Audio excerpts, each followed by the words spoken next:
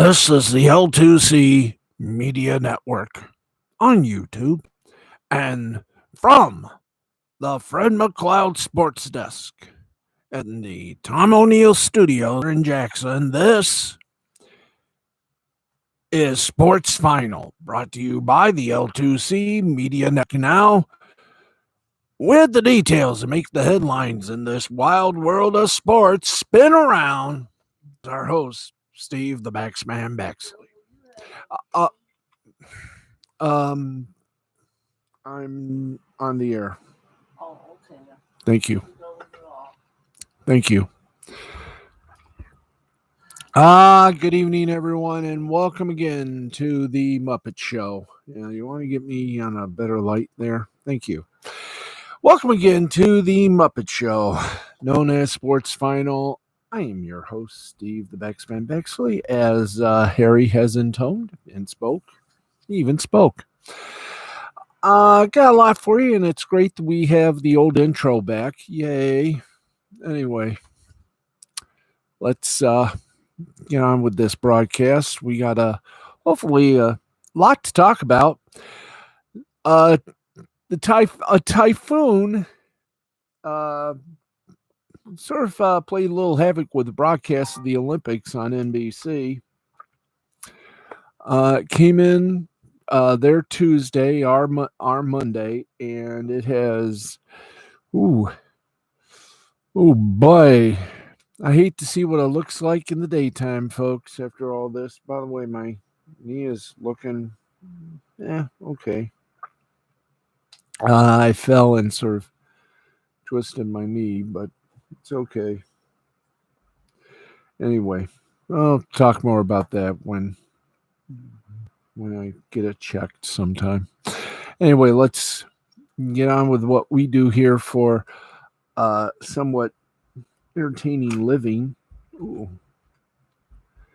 Okay, it is time to give you a little sportsgasm here. That's right, it's time to show our big old balls, our big old sporty balls, as Mandy Summers would put it. By the way, I want to tell you that tomorrow afternoon at 2 o'clock, I'm going to be doing a reading of Mandy Summers' book, Super Dead. And I will be recording that and posting it on the YouTube channel here at youtube.com/looking@6. So be ready. Got a lot of news for you. So how we do this? Well, first, we do a monologue, which we have done. And second, we give you the scores. That's right. And all of our scores are brought to you by the fine folks at William Hill Sportsbook, who always tell us to make things interesting, but do so in a responsible way. So, with that said, even more, let's give you the scores of the games that are still going on. We speak, and believe me, we is speaking. The Cincinnati Reds and Chicago Cubs are tied at 5-10-0 for the Reds, 5-11-1 for the Cubbies. In the 10th inning, the Tigers and the Twins are tied at 5-8-0 for the Tigers, 5-10-0 for the Twins. Bottom of the in the 6th inning, it is the Angels over the Rockies, 2-1, 2-5-0 for the Los Angeles Angels. Uno, you know better than what you're doing. Nope, you know better than what you're doing. Get back up there. See, I told you. Boy, it's a day of fun, isn't it, around here? Los Angeles Angels, 2-5-0. Colorado Rockies, 1-5-1. And in the 4th inning, the Astros lead the Mariners 7-0. 7-8-0 for the Astros. 0-2-0 for the Seattle Mariners. Let's go for final scores, shall we? Yeah, can we sort of say, oops, no, that's not how I want it. There we go. Like it a little, tender tap dancing. Okay, there we go. That That looks somewhat better. There we go. Let's boop that up. There we go. There, nice. You. Okay, final scores. Record after the tone. Press 5. You get off the phone there, Uno. My cat Uno is on the phone lines here, so give me a moment here whilst I try to steer her away. Come on, get back up there. Hi. You want to come here? You want to come here? Don't believe this program has now been hijacked by a cat. And a nice, cool cat. Come here. There you go. Your punishment. You get to stay here with me. That's not a punishment. That's that's pretty good, isn't it? Uno, my cat. Okay, as we were doing, hey, this is live. Anything can happen. Usually it does. Atlanta Braves 2, New York Mets nothing. 2-10-0 for the Braves. 0-5-0 for the Mets. Mueller gets the win for the Braves. He's 2-3. Stroman gets a loss for the Mets. He's 7-9. And Smith gets his 20th save for the Braves. Another final score, Philadelphia Phillies beat up on the Nationals, on the Washington Nationals, 6-5, 6-11-1 for Philadelphia, 5-10-0 for the Nats. Bradley gets the win for Philadelphia. He's 5-1. While Hand gets the loss. He's evened up at 5-5. Boston Red Sox, well, they beat up on the Toronto Blue Jays 5-4. 5-9-0 for Red Sox, 4-9-1 for the Blue Jays. Ottavino gets the win for the Red Sox. He's 3-3. While Richards gets the loss. He's 4-1. Ain't that right, sweetheart? Yes, it is. You want to speak to the peep? Okay, thank you. Let's keep going. Ottavino, 3-3, gets the win. Richards gets lost. He's 4-1. And Barnes gets his 22nd save for the Red Sox. Meanwhile, the Kansas City Royals beat the Chicago White Sox. Are the Royals on a tear? You better damn believe it. 4-3 final score, 4-8-0 for the Royals, 3-5-1 for the White Sox. Minor gets the big victory. He's 8-8 for the Royals. Kuchel gets the loss for the White Sox. He's 7-4. And Barlow gets his 6th save of the season.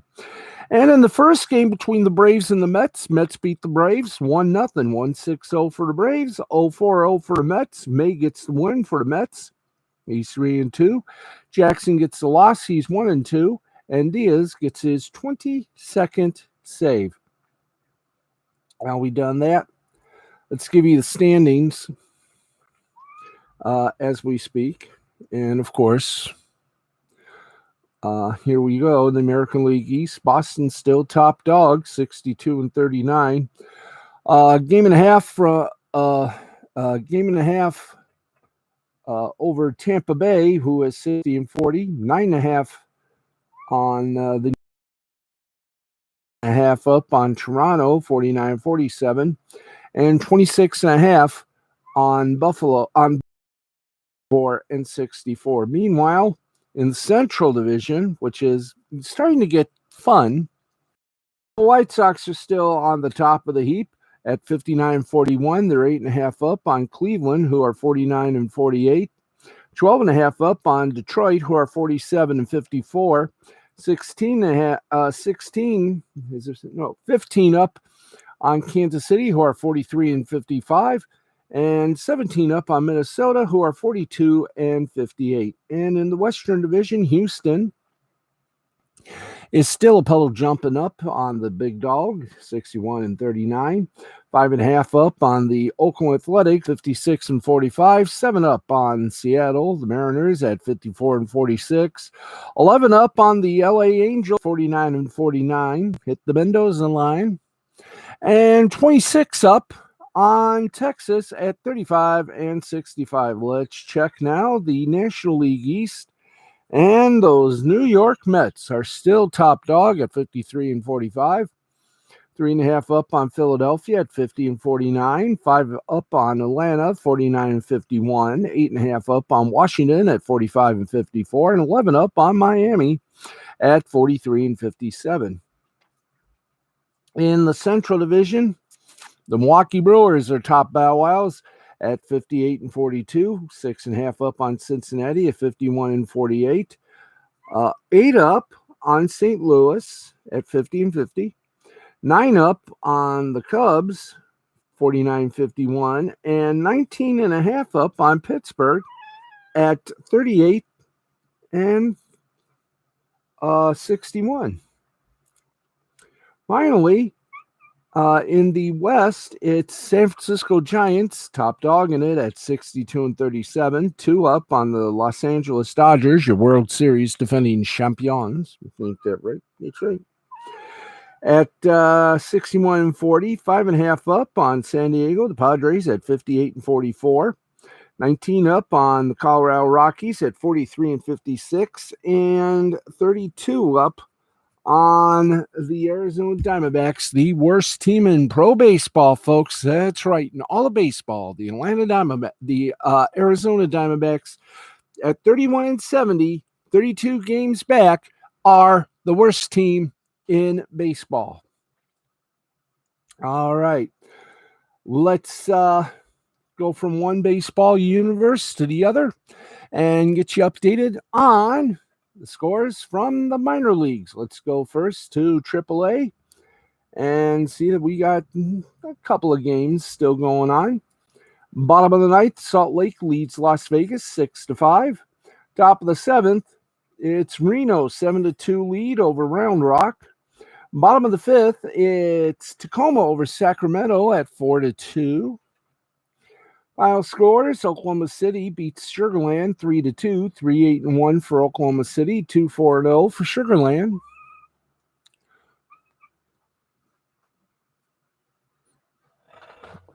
Everybody's got to be a critic.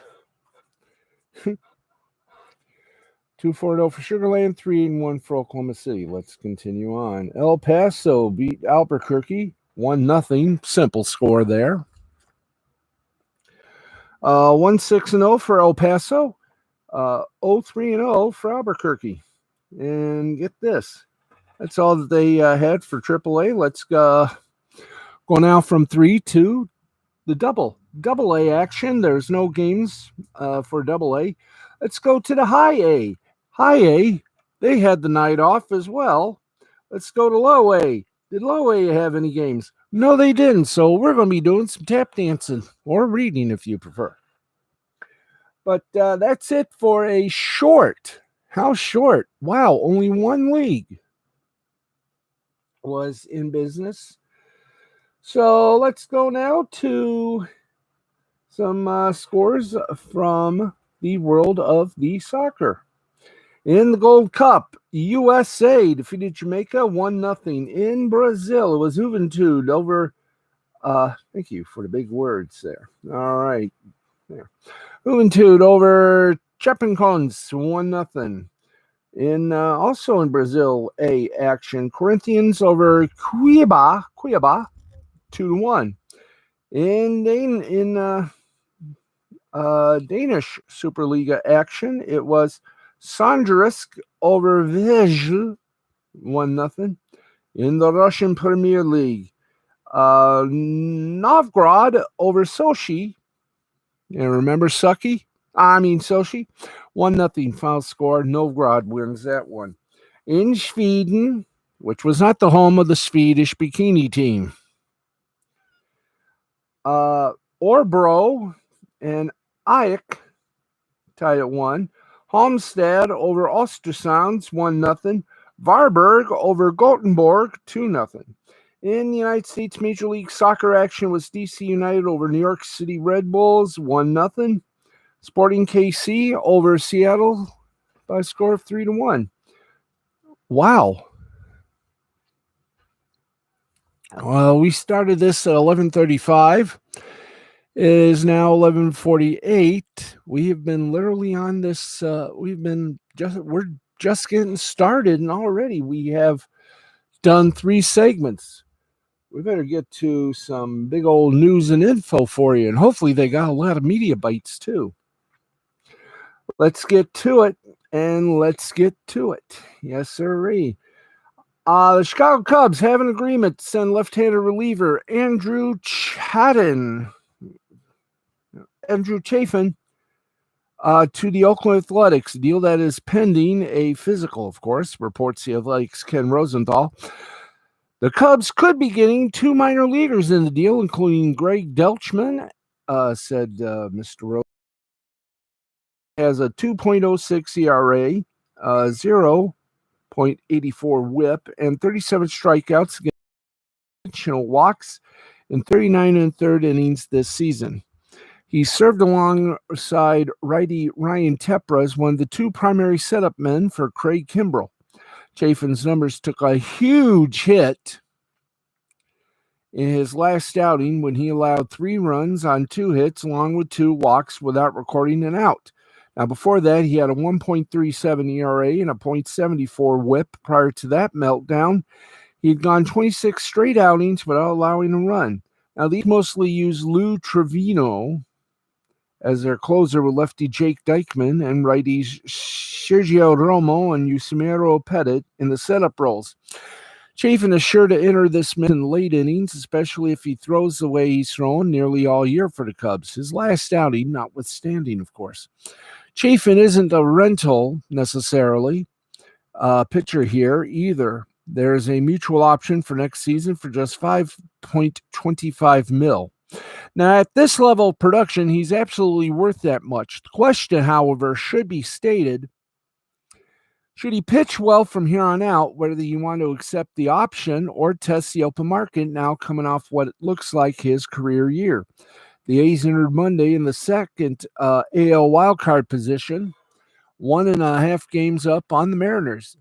The Cubs have fallen out of contention and are clearly selling out in a nice little round of fire sale. Oops. Thank you. Get a little sports romantic here. The biggest names are possibly yet to be dealt with, at least Craig Kimbrell surely to go, and possibly even the likes of Chris Bryant and or Anthony Rizzo. The 26-year-old Dykman was the A's second rounder out of LSU in 2017. He's hitting .300, .432, and .449 with 13 doubles, 3 triples, 4 homers, 34 ribs, 47 runs, and 7 steals in 59 AAA games this season. The injuries, however, have spooked Deichmann, Oakland's second rounder in 2017, from playing in more than 100 games in a season. Now, he did have a nice run in last year's Arizona Fall League, homering 9 times in 23 games. There's a good amount of risk here. He's awfully prone to striking out in addition to his physical woes, yet he could be a nifty platoon bat so long as he really stays healthy. Now, Deichmann is having a quality season now, was considered to be a top 10 prospect in the A's system. So this is a nice get for the Cubs, considering they just re-signed Chafin on a cheap deal in February. Not bad for what you might get for him, considering the Cubs were right up there that made the National League Central Division a division to watch. Nowadays, it's just, a division. Anyway, let's get you some more headlines. In college football, yes, indeed, the news cycle in college football has moved rapidly over this summer between college football expansion and newly implemented name and image and likeness rules. Nothing truly gets college football fans going like college football and conference realignment drama. However, that is high. I know it's a hard decision. Thank you. Realignment drama, however, and that's exactly what's been dropped in our laps. Texas and Oklahoma announced Monday their intent to leave the Big 12 by not renewing their grant of rights deal with the conference. This comes as sources tell Dennis Dodd of CBS Sports that an attempted move to the SEC is imminent. No shit. The commissioner of the SEC Sankey, along with officials from Texas and Oklahoma, have all refused comment on the initial reports of the Big Ten powers moving to the nation's most powerful and, shall we say, richest conferences. But, and as I always say, I got the big butt going. That's where it's all going to head. Question, though, of are they doing it when their contract expires in 2025, or is it going to be early, say, I don't know, maybe 2023 perhaps, or maybe season? The additions of Texas and Oklahoma would make the SEC the first 16-team super conference, while simultaneously adding massive brand power to a league already seen as the best in college sports next to the Big Ten Conference. And we will continue to follow this story as events warrant, but we do have a little update for you. Ross Dellinger of Sports Illustrated is reporting that SEC presidents have called a meeting for Thursday regarding potential expansion. The conference has to receive formal applications from both schools before calling a presidential vote, but as of Monday, those applications, they have not been filed, but they could be filed by tomorrow. The fact that a meeting has been scheduled for Thursday suggests that the conference expects them sooner rather than later. We will stand by for that. In baseball news, and before we get you some baseball news, I want to remind you that our friend Nick Rekieta, the humble Minnesota lawyer, has a very good show tonight. How good? How fantastic is his show tonight? We get to advertise it now so you don't miss it. Tonight on Lost Blading the Interwebs with Minnesota's most humble lawyer, Nick Rekieta. Good Logic, and that's spelled Lawgic, on Activision, Rittenhouse, Freedom, and anything else we can think of. It's coming up in 4 minutes at midnight in the Oasis Eastern Time, 11 in the McDonald's on 5th and Main Central Time. Right here on, actually on the Rekieta Law channel, right here on YouTube. And kind of looks like the welcome mat is being pulled from under the embattled Los Angeles Dodger right-hander Trevor Bauer, while he's on currently administrative leave as the MLB folks investigate sexual assault allegations under the league's collective bargaining domestic violence, sexual assault, and child abuse policy. Separately, Pasadena police are investigating Bauer for felony assault. The alleged incidences took place earlier this year. Now, it's unclear when Bauer will be able to return to baseball, if he does. A suspension under MLB's domestic violence program, policy looms in addition to charges. But when he may not find the welcome mat out in his own clubhouse. Los Angeles Times reporter Mike Giovanna says that many Dodger players do not want Bauer back, end quote. Bauer's career is in jeopardy. No shit. And his stay with the world champion Los Angeles Dodgers could be over. Again, no shit. The sexual assault allegations having turned a pitcher in his prime into a pariah in his own clubhouse, where no teammates have spoken publicly about him or come to his defense. Two people with knowledge of Dodgers clubhouse dynamics who are unauthorized to speak publicly about the situation say that a majority of players do not want Bauer back under any circumstances, end quote. The Dodgers signed Bauer to a 3-year, $102 million contract with multiple opt-outs this past offseason. Now, under the domestic violence policy, the Dodgers cannot release Bauer until the investigation is complete and he serves any discipline. If the team does not release him at some point, they would still owe him the balance of the contract. Now, last week, Bauer appeared in court to fight an extension of protective order sought by the woman who alleges he assaulted her. Attorneys for both sides intend to call witnesses, and the hearing has been scheduled for August 2nd, reports the Associated Press. The judge ruled Bauer must take the stand at that time, which is standard in such civil proceedings. Major League Baseball's domestic violence policy was implemented in 2016, and 13 players who have violated it have since been disciplined, with suspensions ranging from 14 games to an entire season. Wow. The 30-year-old Bauer went 8-5 with a 2.59 ERA in 17 starts prior to being placed on administrative leave. Wow. Okay, we got sticking with baseball now. Let's get you some trade rumors, and a big one is heating up. That's right. The trade deadline is this coming Friday, and already two of the best available players have been moved. The Rays acquired Nelson Cruz last week, and the Padres brought in Adam Frazier over the weekend. The latest buzz,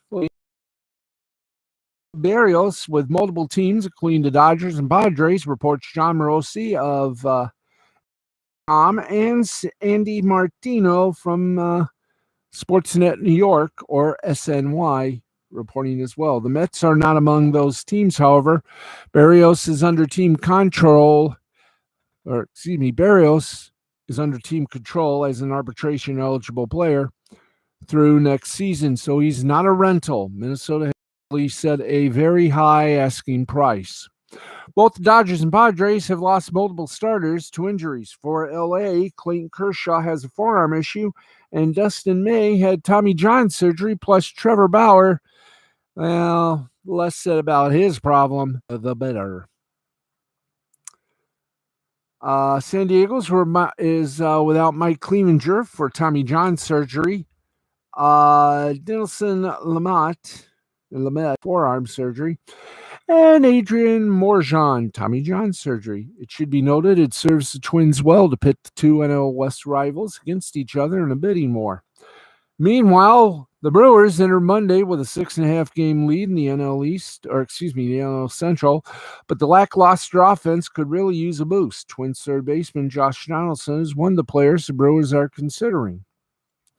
According to Robert Murray of Fansided, this would be quite the move. Donaldson is due $42.5 million in 2022-2023 with a $16 million club option that has an $8 million buyout for 2024. The Brewers don't have the resources to be a huge spending team, but remember, they were involved in rumors surrounding then free agent third baseman Justin Turner over the winter. 35-year-old Donaldson is past his prime, but he still has 15 homers with a 132 ops. The Oakland Athletics are among the teams with interest in Pirates closer Richard Rodriguez, according to John Morosi of MLB.com. Oakland is known to be seeking bullpen help, and Rodriguez is among the best available relievers of the reliever corps.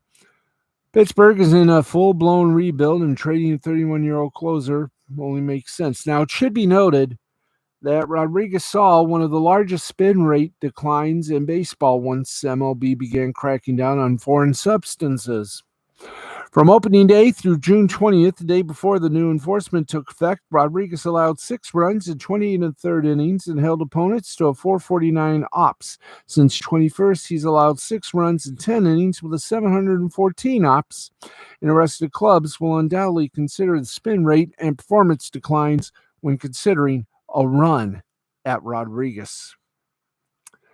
All right, we will tell you more MLB trade rumors and other stuff on our show tomorrow. Right now, let's get you more. We do have an elite story as well, but here we go. Texas and Oklahoma, by the way, we update, have now officially begun their transition from the Big 12 to the SEC. The two schools announced Monday they will not renew their grant of right agreement with the Big 12, though they do plan to honor their existing agreements through the 2024-2025 term. The joint statements marked the first time two Big 12 powerhouses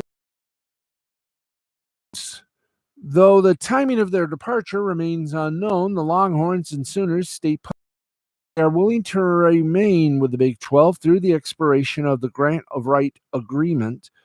Could be more legal posturing than it is a definitive departure date, especially if the remainder of the conference crumbles with knowledge that its top two teams and top moneymakers are going bye-bye.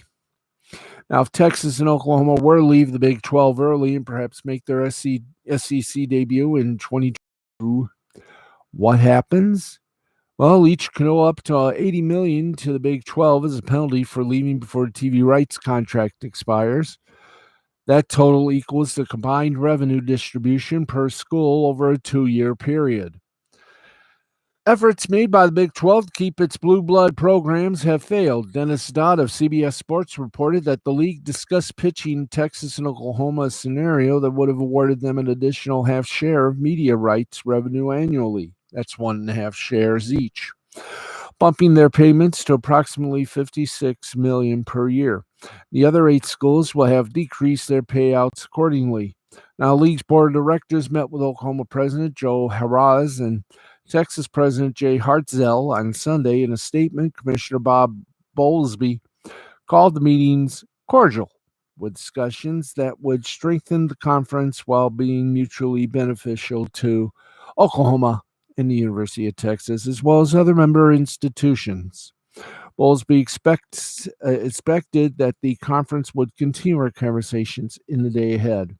Both Oklahoma and Texas making their intentions official, the Big 12 will be forced to move forward into a season of uncertainty. A statement Monday indicated that the conference will continue to evaluate its options within the college athletics landscape.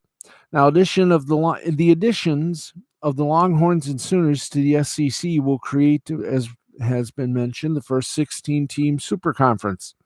The SEC's bylaws state that 11 of 14 institutions must vote in the affirmative to invite new members. There may be some current SEC teams, in addition to Texas A&M, that are reluctant to accept additional league members for myriad reasons, including concerns about future expansion into their states, however.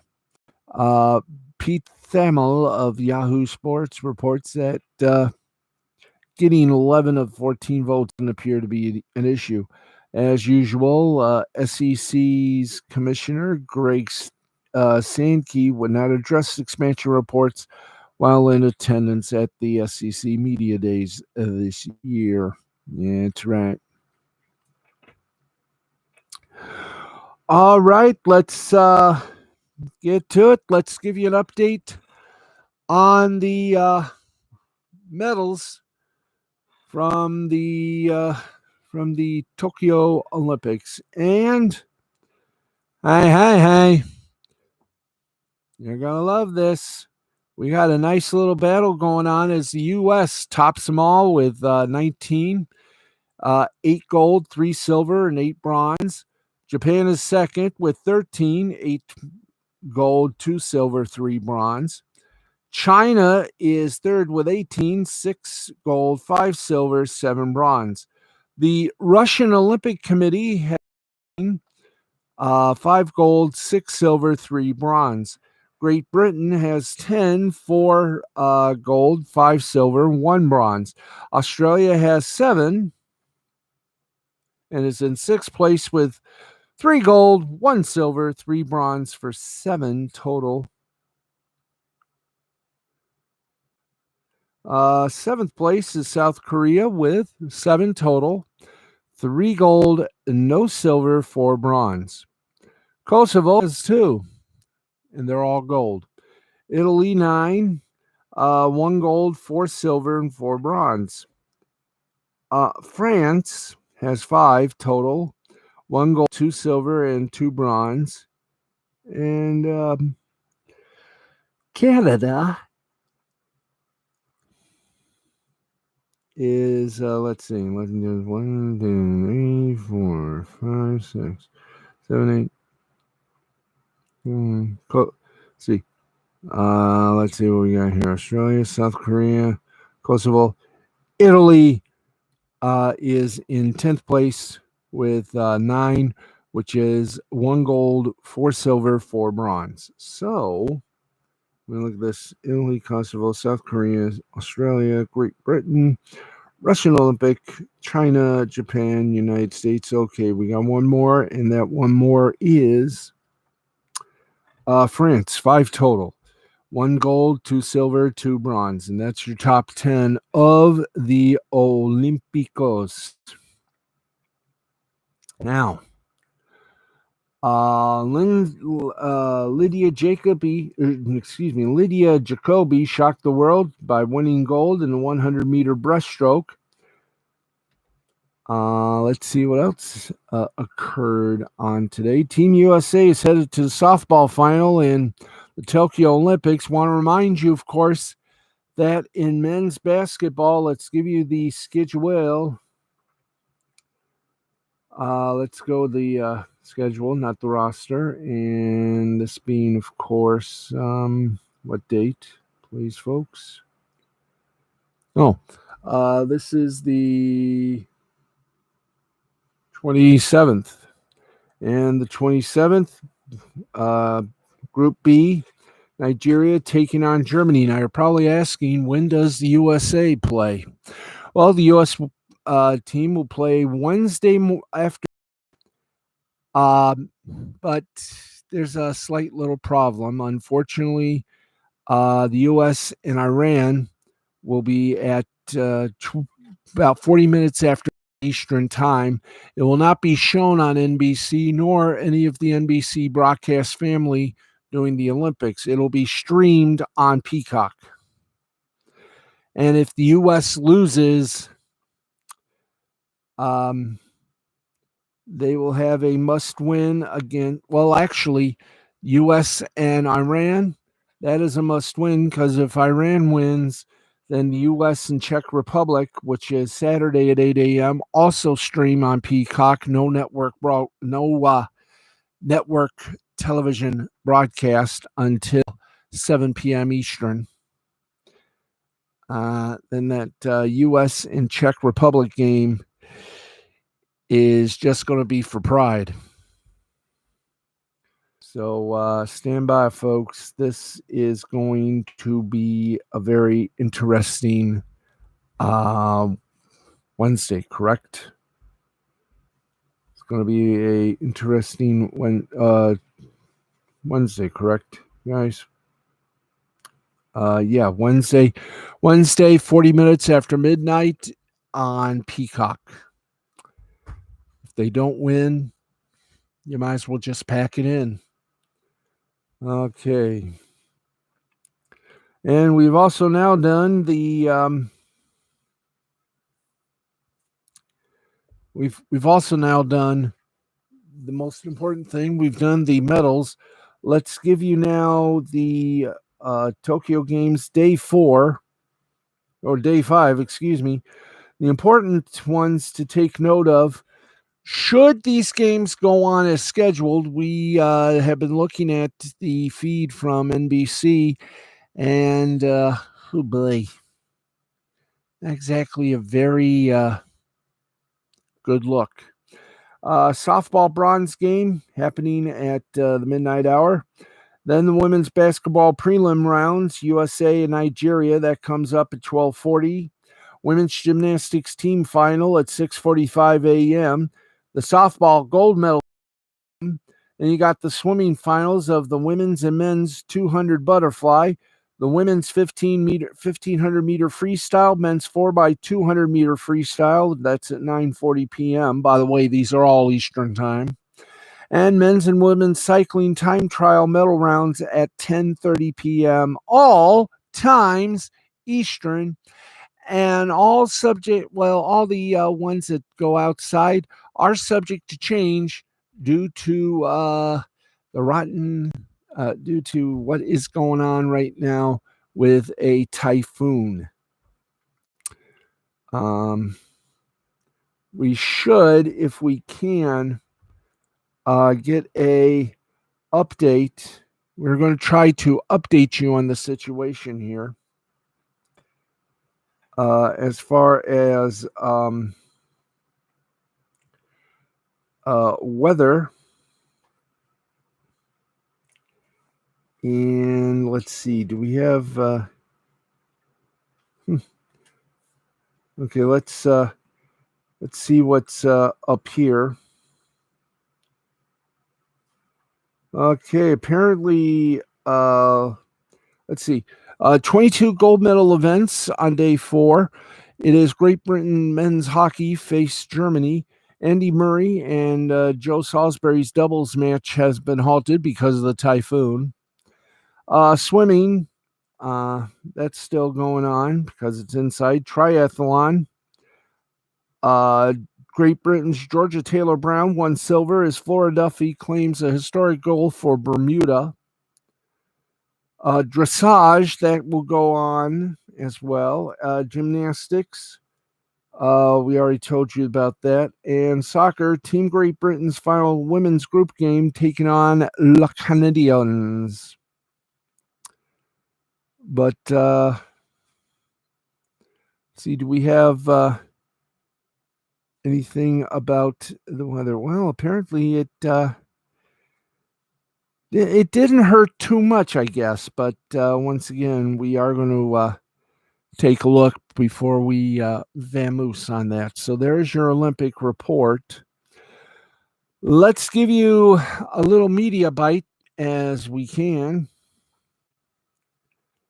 And here we go. Yes, here we go. Everybody has wondered, ladies and gentlemen, they're up to this. As you know, NBCSN, the All Sports Network, going to be shut down later at the end of the year. Well, the big question is, when is it going to shut down? Yes, the cat is doing her impression. Well, we have a press release that offers that hint. In January, it was widely reported that NBC would be shuttering its All Sports Network, NBCSN, by the end of the year. 6 months after that original report, NBCSN is still rolling right along with the live coverage of the Olympics. The network also won't be shutting down in August, which was adduced thanks to the announcement of the Premier League schedule for the first 3 match weeks. The release also doesn't mention USA, presumed to be the eventual home of NBC's remaining live sports.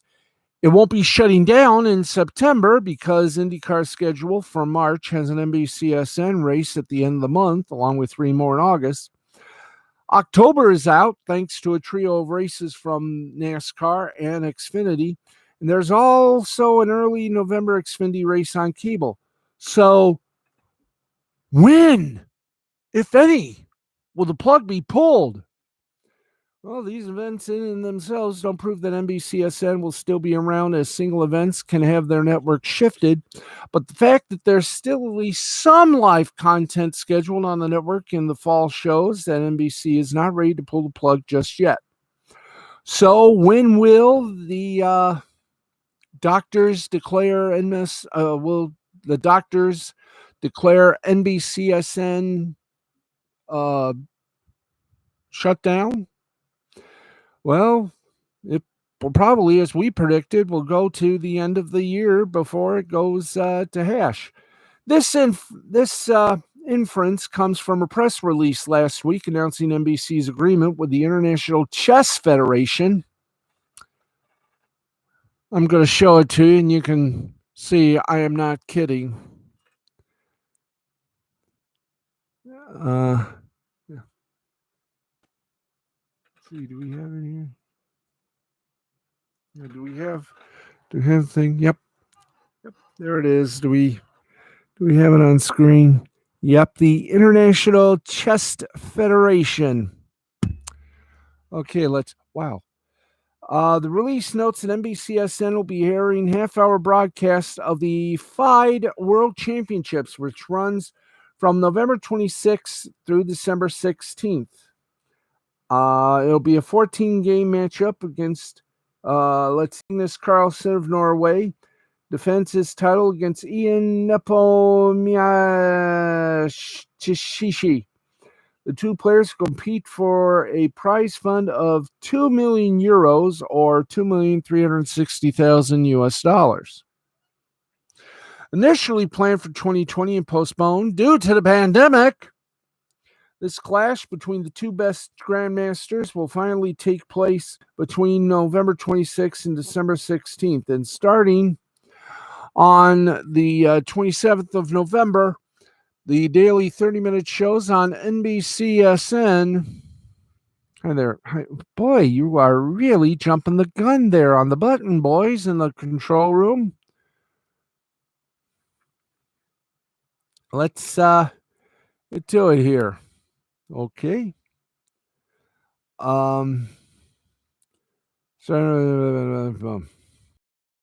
Now, if NBCSN wasn't going to be around in December, which personally I predicted, why would the release even mention the network? NBC isn't playing coy with their plans. The release about the new IndyCar deal states that races in 2022 will be on NBC, the newly revived USA Sports Division, USA Network Sports Division, and streaming on their streaming service, Peacock. I don't know if it's going to be on the free side or the premium side. Your best bet and offer. Now, if we had to pick time for a network to shut down after December 16th, it would be sometime after December 19th. The Premier League has a full slate of games on the 18th and also has a midweek game on the 14th and 15th. It'd be strange if a midweek game or two aired on NBCSN along with the chess, and the weekend games were on a different network. December 26th, which is Boxing Day in England, and, well, here in the States, is a traditional day of games for the Premier League, with it falling on a Sunday this year and Christmas on a Saturday. It would be logical for NBC to shut down NBCSN in the days before, starting fresh for a marquee of games. If it doesn't shut down before Boxing Day, maybe they're going to give it a reprieve of, say, January 2022. The Premier League also has a full midweek slate following Boxing Day and a full weekend schedule on New Year's Day. It's sensible to shut the network down at the end of the year, as I predicted. But with a full schedule of live events on a holiday, it might be more sensible to give it a couple of extra days. The first 2 weeks of January are the end of the line, however. January 8th is an FA Cup weekend. Their things are an ESPN property, so NBC won't have Premier League matches to worry about.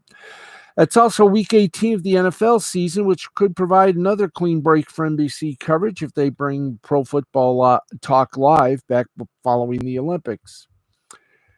It kind of looks like our friends at Awful Announcing are predicting towards Christmas.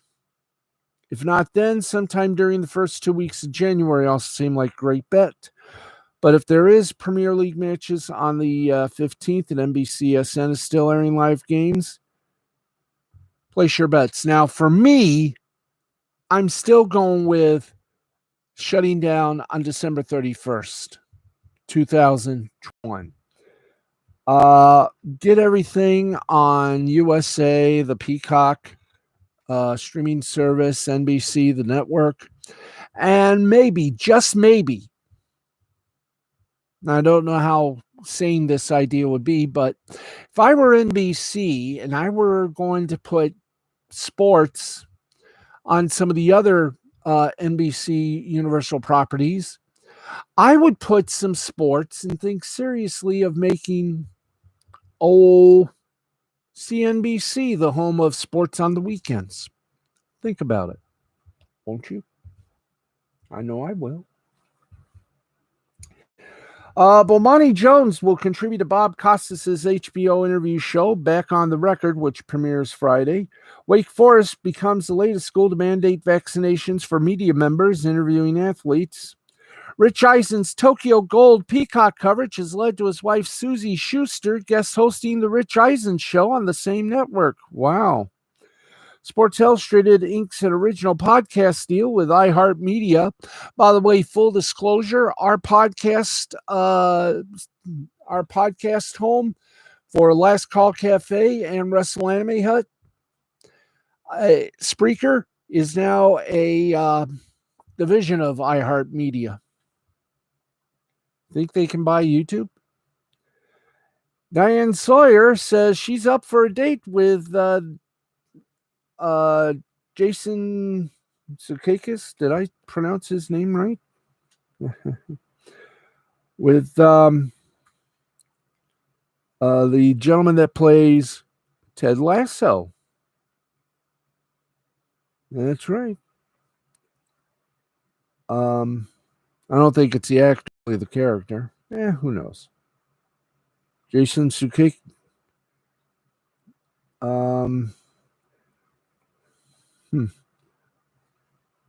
Sudeikis. What is his name? I screw it up. Do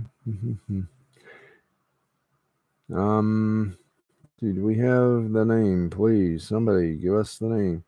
Jason Sudeikis. Thank you. That would be nice, you know. Diane Sawyer still got it.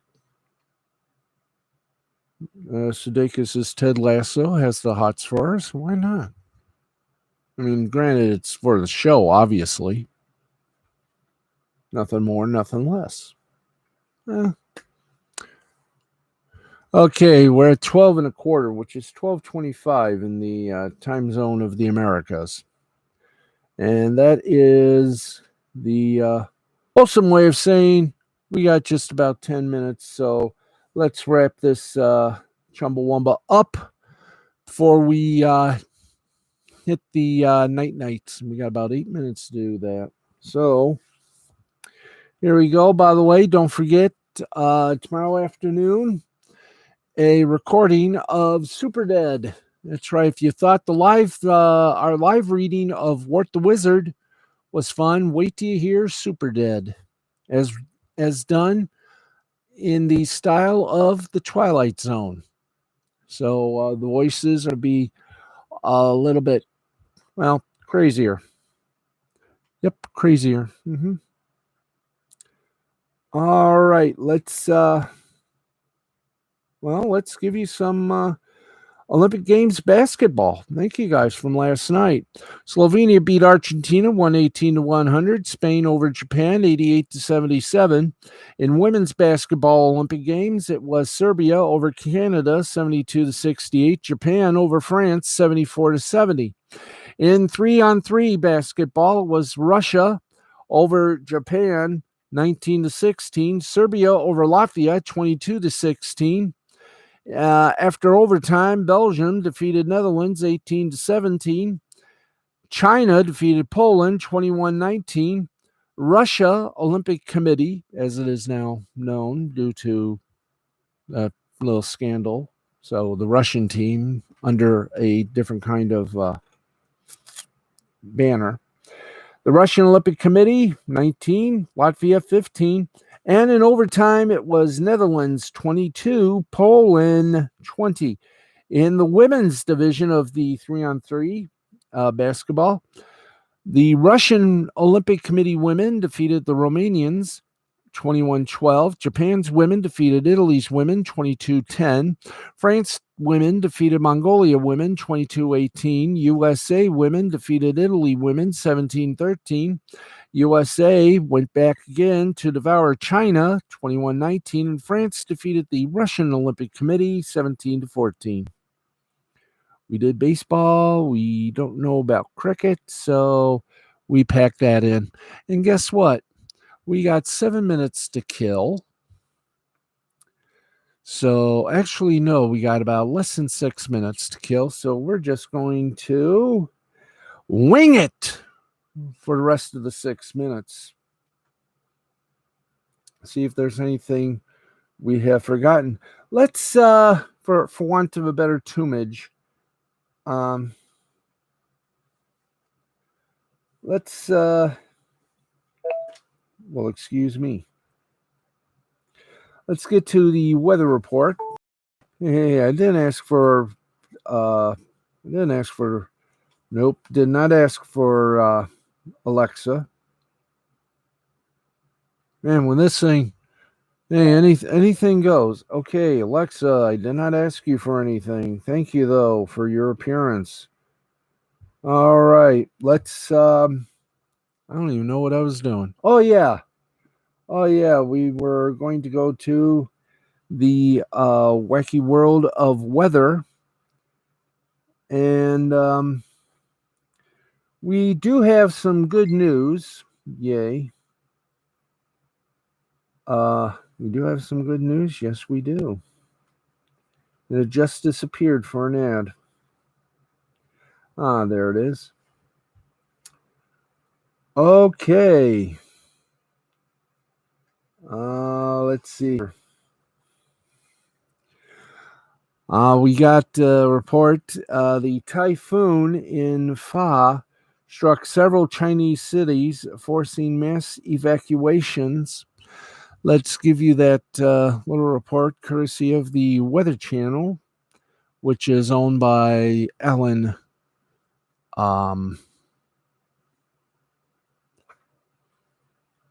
Gee whiz.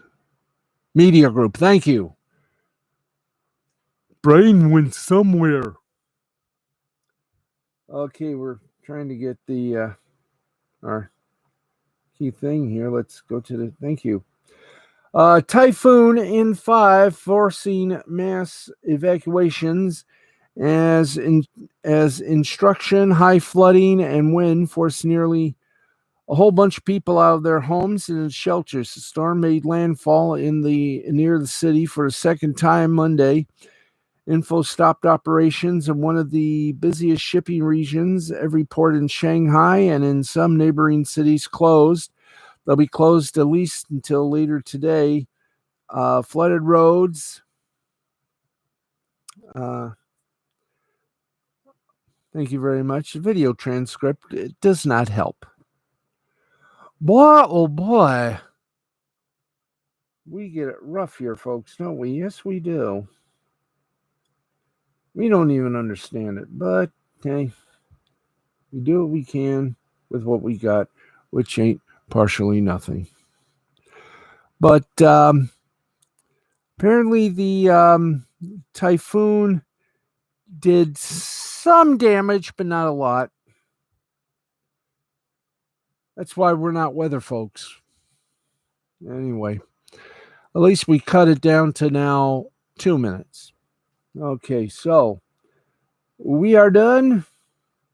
And before we vamoose, I'm going to have a special message to a friend of mine who will be retiring tomorrow, her last day on the air at Fox 8. I got a little something artwork-wise planned and a little poem as well. But I want to say to my good friend, Miss Beth McLeod, you are still the best, and I want to say thank you for all the memories of weather and lottery that you did on Detroit TV and all the good times we had, not only at the auto show, but also at the original home of Arts, Beats, and Eats. It was a pleasure to meet you and Fred, and you both truly are part of my heart, and you will always be. And we dedicated our little part of the world here and named the sports desk the Fred McLeod Sports Desk. So as you wing your way to the second part of your journey, you'll always have a place in my heart as a very good friend and a tremendous heart light. You will be missed, Beth. Thank you very much for everything you have done. And truly a wonderful human being. And that's going to wrap it up for us. I am Steve, the Baxman Baxley. I'll have something better tomorrow. Thank you for tuning in and enjoy your evening on the West Coast. Enjoy your morning here on the East Coast. And in the mountain and central time zones, enjoy what the hell you get, as well as Alaska and Hawaii and Puerto Rico. This has been a presentation of Mystifying Creativity Productions in association with the L2C Media Network and L2C Sports. Talk to you tomorrow. Have a good one. 2, 1, and we're done.